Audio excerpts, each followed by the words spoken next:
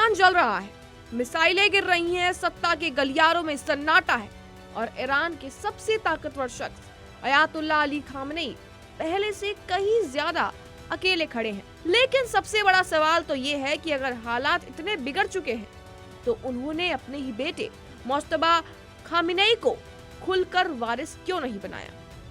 क्या वजह सिर्फ राजनीति की है या फिर सुप्रीम लीडर को किसी बड़े डर ने रोक रखा है? चलिए सीधे मुद्दे पर आते हैं। तो दरअसल सबसे पहला सवाल उठता है कि 1979 की इस्लामिक क्रांति किसके खिलाफ थी?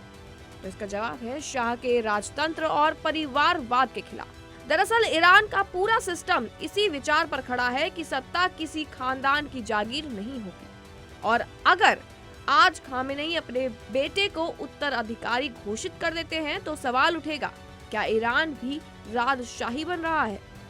खुद खामेनेई 1989 में सुप्रीम लीडर बने थे, किसी पारिवारिक विरासत से नहीं।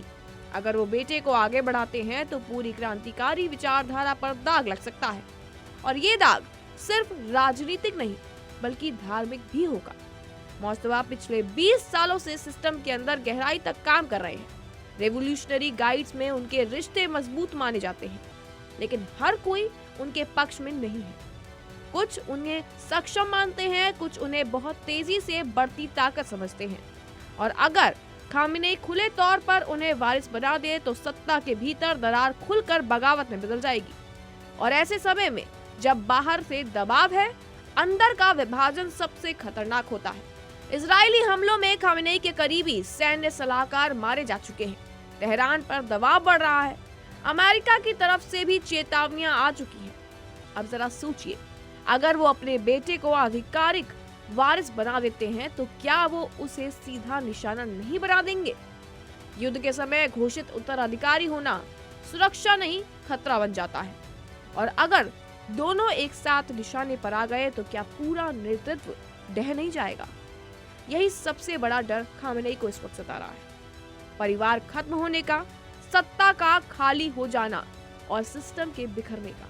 मुज्तबा को सामने मत लाओ, लेकिन ताकत उनके हाथों में धीरे धीरे सौंपते रहो। नाम नहीं, असर बढ़ाओ।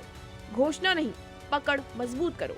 आज मुज्तबा आधिकारिक वारिस नहीं है, लेकिन सत्ता के गलियारों में उनका प्रभाव साफ दिखता है। खामेनेई अपने बेटे को वारिस इसलिए नहीं बना रहे क्योंकि वो ईरान को राजशाही का तमगा नहीं देना चाहते, सेना और धार्मिक तबकों में विद्रोह नहीं चाहते और सबसे ज्यादा गंभीर बात तो ये है कि युद्ध के बीच अपने परिवार को निशाना नहीं बनाना चाहते। सुप्रीम लीडर को सत्ता खोने से ज्यादा डर सिस्टम के टूटने का है और जब देश बाहर से घिरा हो तो अंदर की एक चिंगारी भी तख्त हिला सकती है और शायद यही वजह है कि मुज्तबा ताकत है लेकिन घोषित वारिस अभी तक नहीं बने।